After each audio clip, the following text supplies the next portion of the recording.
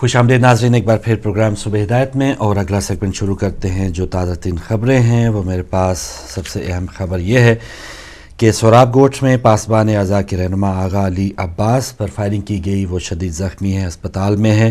ये एक और वाक़या पेश आया कराची में। सोराब गोट में पासबान अज़ा के रहनुमा आगा अली अब्बास पर आज सुबह फायरिंग की गई, जिसकी वजह से वो शदीद ज़ख्मी हैं। दुआ है कि अल्लाह ताला उन्हें सेहत कामिल अता फ़रमाए।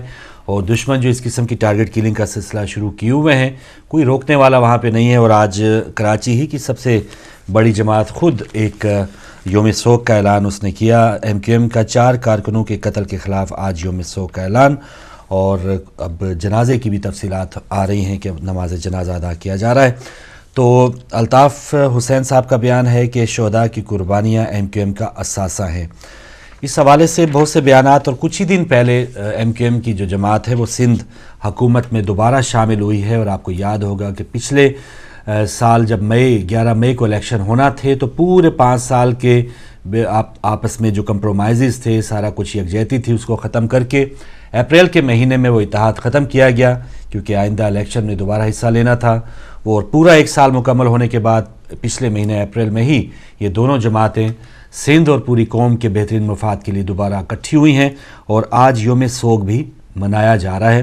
तो सबसे जो अहम अव्वलीन हथियार जो होता है, अहम तरीन हथियार होता है किसी भी पार्लियामेंटेरियन का या ऐसी जमात जिसकी रसाई हो पार्लियामेंट में, सबसे पहला अव्वलीन एहतजाज बजाय कि कोई दुकानें बंद करने के या गलियों में जलसे जुलूस निकालने के, पार्लियामेंट में जो आपकी नुमाइंदगी है, आप एहतजाजन उसको आप बिल्कुल इस्तीफ़ा दे सकते हैं, उस हुकूमत से अलहदगी अख्तियार कर सकते हैं।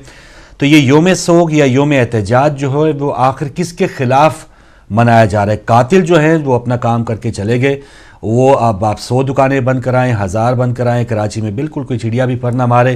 कातिलों ने अपना काम कर दिया, और जब तक वो पकड़े नहीं जाएंगे वो अपना ऐसा काम करते रहेंगे। तो क्या ऐसा मौसर एहतजाज किया जाए?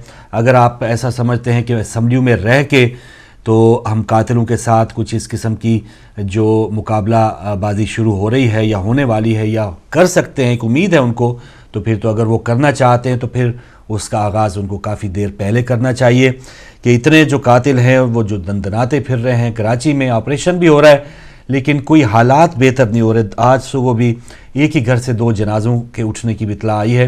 तो कराची के हालात बेहतर नहीं हो रहे, वहाँ की जमातें इक़्तिदार के साथ चिमटी हुई हैं।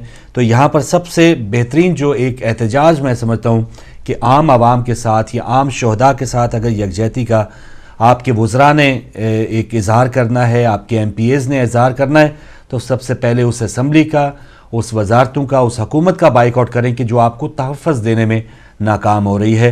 तो ये 2 तरफ़ा जो पॉलिसी चल रही है ख़ास तौर पे MQM की तरफ से, वो अब एक अजीब व गरीब एक सूरत अख्तियार कर चुकी है कि एक तरफ आप वजारतों में भी शामिल हैं, हुकूमत में भी शामिल हैं, और दूसरी तरफ योम सोग भी आप मना रहे हैं। या ज़ालिमों का साथ दें या मज़लूमों में शामिल हो जाए। तो ये किस किस्म की ये सियासत है जो अभी तक जारी है, इस पर जितना अफसोस किया जाए उस हवाले से वो कम है।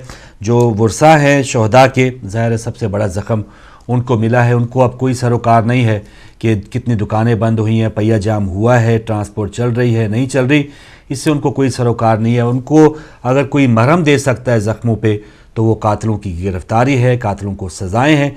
तो ये जब तक आप असम्बलियों में बैठ के भी इस पर अमल दरामद नहीं करवा पा रहे, आप बेबस हैं, तो आप छोड़ दें, वो वजारतें छोड़ दें, वो इक़्तिदार छोड़ दें, और फिर किसी और अंदाज से आप अपने लोगों के हकूक़ को हासिल करने के लिए कोई जिद्दोजहद करना चाहते हैं, हुकूमत को गिराना चाहते हैं, तो तब ये मामला हो सकता है।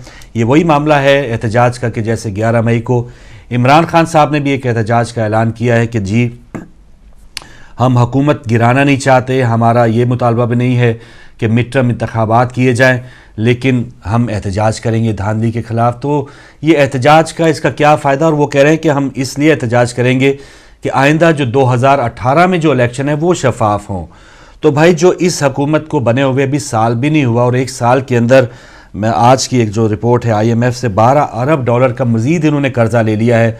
आपको यकीन है कि 5 साल बाद ये पाकिस्तान को भी रहने देंगे या नहीं? तो ये एक किस्म का जो मुखा इमरान खान खुद कहते थे कि मैच फिक्सिंग हो चुकी है जरदारी और नवाज शरीफ साहब की, तो ये खुद भी शायद किसी एक ट्रायंगुलर सीरीज़ की तरह ये तीसरे फरीक भी बनने जा रहे हैं कि ये भी मैच फिक्सिंग में मुलव्वस हों। एहतजाज तो होगा لیکن کسی کو ہٹانے یا گرانے کی بات نہیں ہوگی۔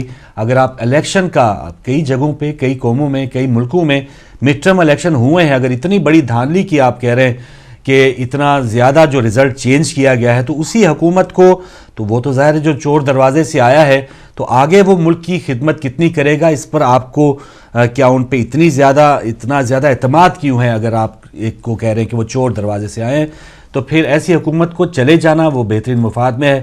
لیکن آپ احتجاج بھی کر رہے ہیں اور یہ بھی کہہ رہے ہیں کہ نہیں ہم حکومت کو کچھ نہیں کہہ رہے۔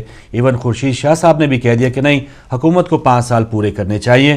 تو یہ عجیب بات ہے کہ حکمران یا سیاسی جماعتیں جو اپوزیشن میں ہیں وہ یہ کہہ رہی کہ ہاں ہم احتجاج کریں گے، ایک پارٹی تو احتجاج بھی ایون نہیں کر رہی، تو وہ کہہ رہے ہیں کہ ہم آواز ضرور بلند کریں گے لیکن حکومت کو 5 سال پورے کرتے رہنا چاہیے۔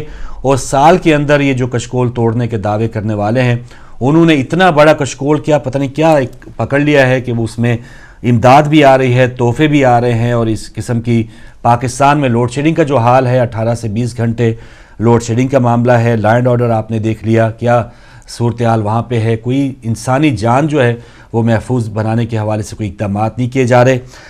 آج 2 مئی ہے، 2 مئی آپ کو یاد ہوگا 3 سال پہلے اسامہ بن لادن کو ایبٹ آباد میں تلاش کر کے قتل کیا گیا، تو وہاں پر جو اس کے حمایتی ہیں اب بھی پاکستان میں موجود ہیں۔ ایون لال مسجد میں ایک لائبریری کا نام اسامہ بن لادن رحمۃ اللہ علیہ لائبریری رکھا گیا، جس طرح ہم نے ایک فوٹیج دکھائی تھی کہ یزید کے نام کا مدرسہ سعودی عرب میں ہے۔ تو کچھ یہ دن بعید نہیں ہے کہ وہ اسامہ بن لادن کو جو رحمۃ اللہ علیہ جو شہید کہہ رہے ہیں، حکیم اللہ محسود کو جو شہید کہہ رہے ہیں، تو آہستہ آہستہ وہ ان کو جب اختیار ملے گا، جب ان کو مذاکرات کے نام پہ وزارت تب ملے گی، تو کوئی دن دور نہیں ہے کہ یزید کے نام پہ پاکستان کی سرزمین پہ بھی کوئی مدرسہ، کوئی اسکول، کوئی کالج کھل جائے، کہیں گے کہ ہاں جی ہم تو اس کے ماننے والے ہیں تو ہم اس کا احترام کرتے ہیں۔ تو یہ دن اگر روکنا ہے یا اس کے آگے کوئی پل یا کوئی بند باندھنا ہے تو اس حوالے سے کچھ لوگوں کو اقدامات کرنے ہوں گے۔ یہ جو سیاسی میدان میں جو ہمارے سیاستدان اس وقت لگے ہوئے ہیں، جو نورہ کشتی کر رہے ہیں، اس حوالے سے ان کو کوئی بھی میں سمجھتا ہوں کہ عوام کی پذیرائی نہیں ہوگی۔ عوام اب جان چکے، ایک آگے چل کے ایک ایسا کلپ بھی آپ کو دکھائیں گے کہ عوام بالکل باخبر، اور ایک ایسا باپ جس کا بچہ جو ہے وہ شاہدرہ میں ایک گٹر لائن میں گر کے ہلاک ہو گیا۔ حمزہ شہباز وہاں پہ جاتے ہیں اور ان کی مدد کا ایک پورا ایک جیسے سٹیج سجایا جاتا ہے نا، ان کے والد صاحب شہباز شریف صاحب بھی کہیں کسی بیٹی کے ساتھ زیادتی ہوئی ہے، وہاں پر پوری دنیا کے کیمرے، پوری پولیس چلی جائے گی، 1-2 کو معطل کیا جائے گا، تو وہ ایک ڈرامہ یا ایک پوری ایک فلم چلائی جاتی ہے۔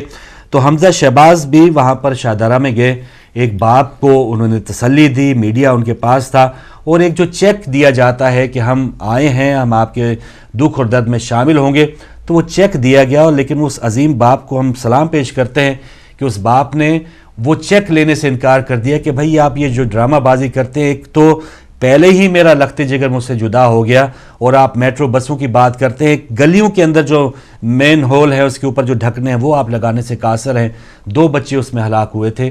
تو آپ کی یہ جو تمام ڈھکوسلے ہیں، تمام جو ڈرامے، اب میں چیک لے لوں اور جگہ جگہ مارا پھرتا رہوں، مجھے آپ کا چیک نہیں چاہیے۔ تو یہ بہت ایک عظیم والد، اور یہ ایسے جیسچر دیکھ کے ہمیں تھوڑی سی امید پیدا ہوتی ہے کہ پاکستان کی عوام اب اویئرنیس آ رہی ہے، اور ان کو یہ ڈرامہ باز اور ان کو جو ایکٹرز جو ہیں حقیقی ایکٹرز کا پتہ چل رہا ہے کہ یہ اب ان کی ایکٹنگ مزید ہم برداشت نہیں کریں گے۔ تو اگر ہمارے بھائی وہ فوٹیج، وہ کلپ دکھا پائیں کہ حمزہ شہباز کو کس طرح سے اس بہادر باپ نے ٹریٹ کیا کہ اس نے چیک لینے سے انکار کر دیا، تو میں کچھ ہی دیر میں دکھاؤں گا کہ وہ آپ بھی دیکھیے گا کہ کس انداز میں اس باپ نے وہ امدادی چیک جو ہے وہ وصول کرنے سے انکار کر دیا، کیونکہ بہت سے لوگوں نے ایسے چیک لیے ہوں گے اور وہ مارتے پھرتے رہے ہوں گے۔ فوٹیج بنانے والے، کوریج دینے والے وہ آئے، جی ہاں میاں برادران یا ہمارے جو اقتدار میں رہنے والے لوگ ہیں وہ آئے تھے، انہوں نے چیک دیا اور بہت ہی زیادہ مظلوم کا ساتھ دے کے وہ چلے گئے ہیں، لیکن حقیقت ان چیکس میں، ان امدادی کاموں میں کیا ہوتی ہے وہ آپ کے سامنے ہوگی۔ تو یہ آگے چل کے دکھائیں گے، اور چیک، یہ جو میں کہہ رہا ہوں چیک تیاری، وہ فوٹیج اور کلپ تیار ہے ناظرین، یہ ذرا غور سے دیکھیے گا اور اس کے بعد ہم واپس آتے ہیں۔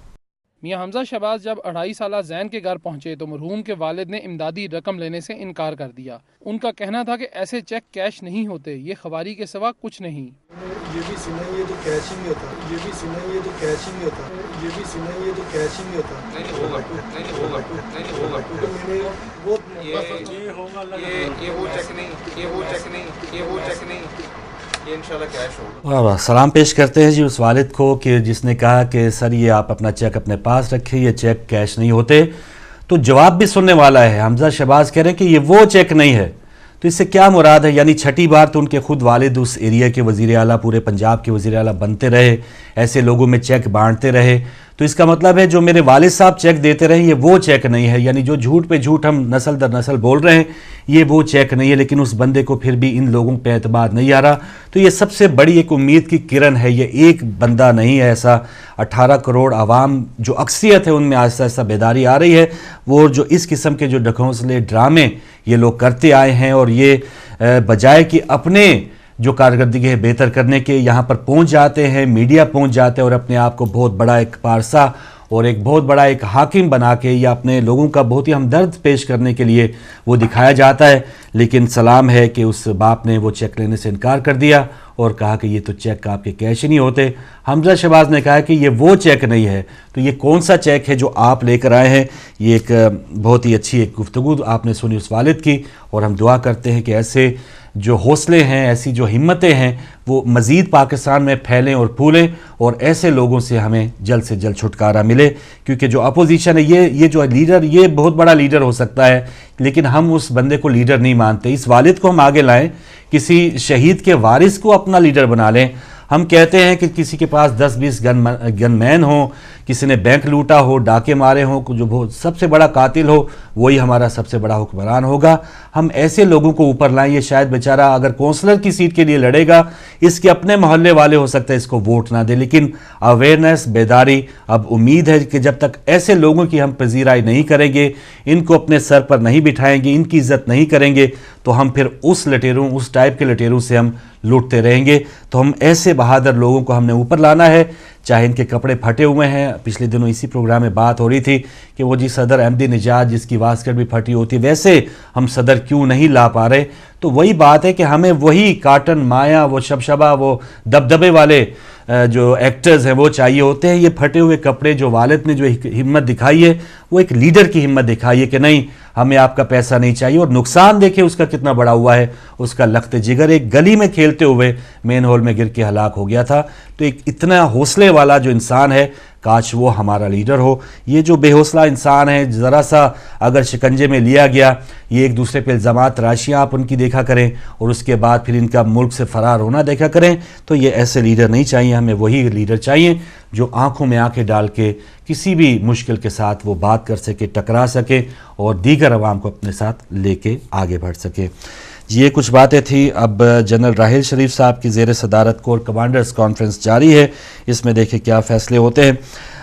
برمنگھم میں پاکستانی قونصلیٹ کے سامنے پاک فوج کے حق میں مظاہرہ ہوا کل، اور پاک فوج کے حق میں مظاہرے اور اس قسم کی ریلیاں ISI کی حمایت میں وہ پاکستان میں بھی ہو رہی ہیں، کیونکہ حامد میر کا جو واقعہ ہو اس کے بعد جو جیو چینل اور جنگ گروپ نے جو ایک محاذرائی کا سلسلہ شروع کر دیا تھا، اس حوالے سے بہت زیادہ انہیں ندامت اور پشیمانی اور ہر جگہ سے تنقید کا بھی نشانہ بنایا جا رہا ہے۔ اور ایون اب پیمرا جو 6 تاریخ کو ایک اجلاس ہونے جا رہا ہے، اس میں بھی یہ بھی فیصلہ ہوگا کہ آیا جیو چینل کو بند کیا جائے یا نہیں۔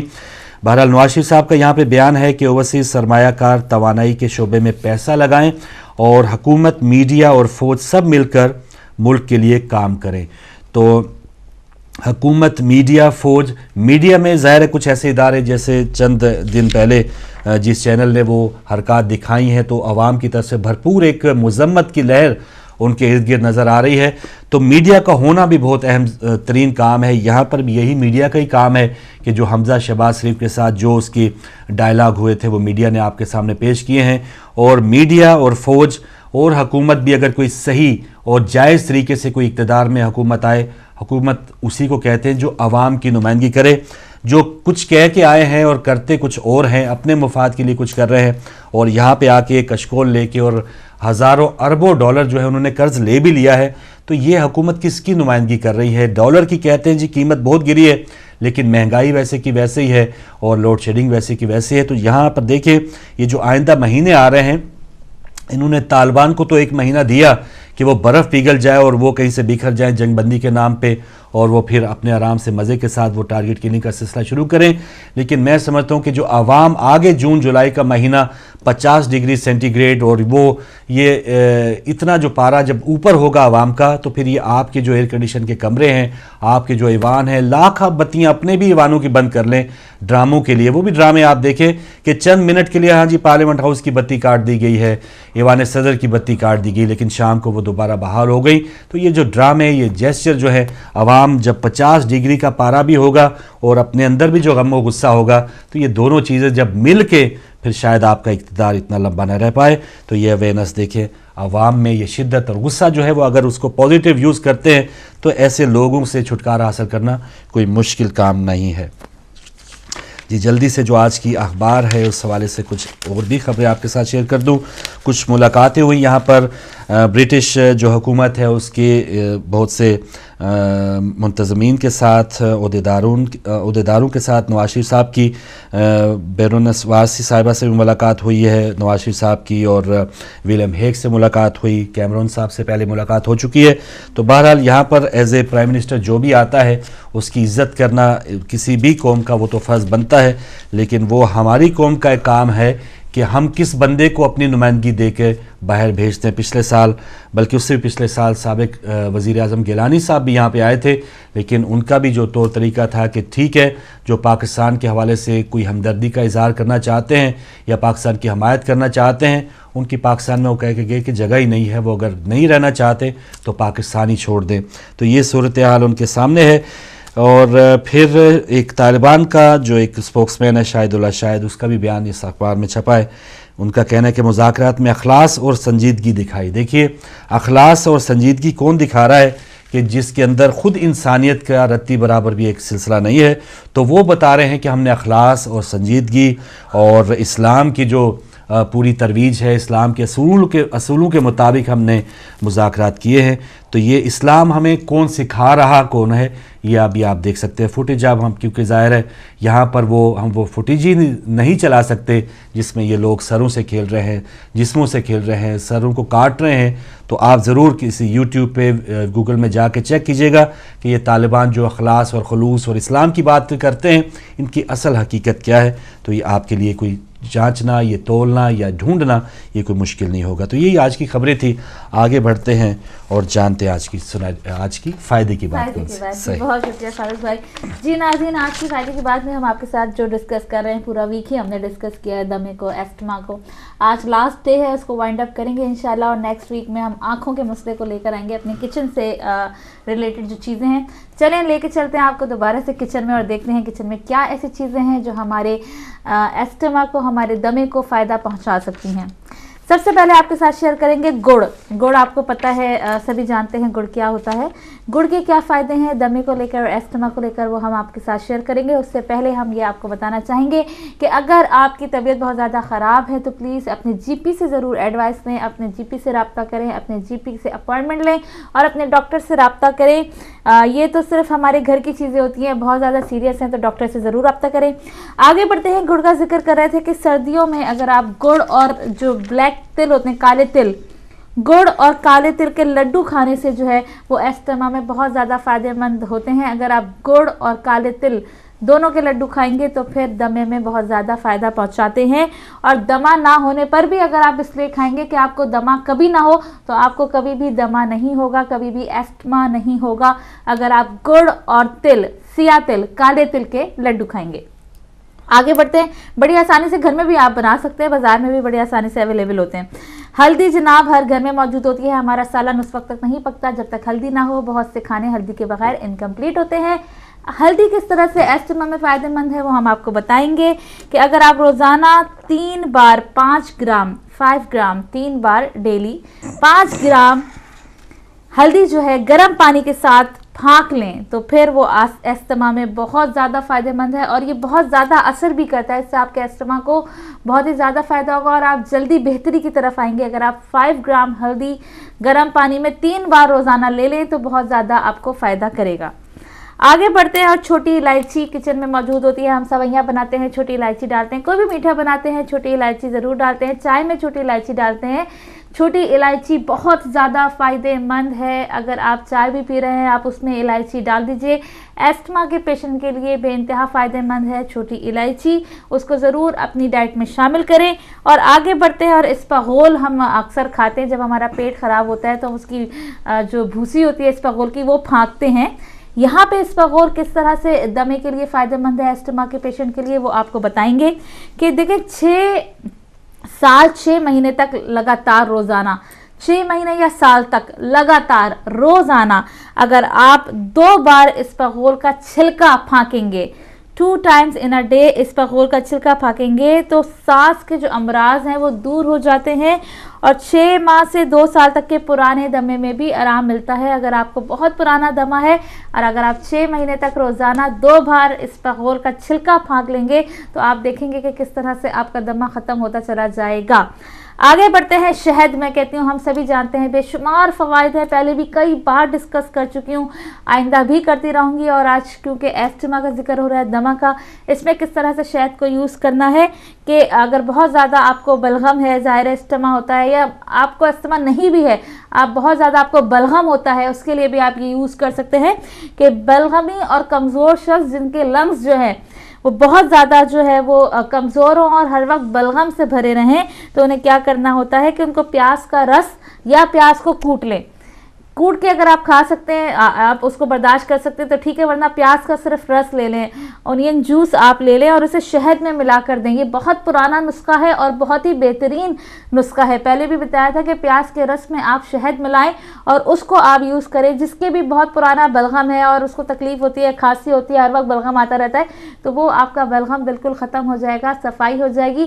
اور دمے کے پیشنٹ کے لیے تو بہت ہی زیادہ فائدہ مند ہے. اس کے علاوہ ہم سبھی جانتے ہیں کہ شہد جو ہے وہ پھیپھڑوں کو قوت دیتا ہے اور کھانسی, گلے کی خشکی, اعصابی تکالیف دور کرتا ہے.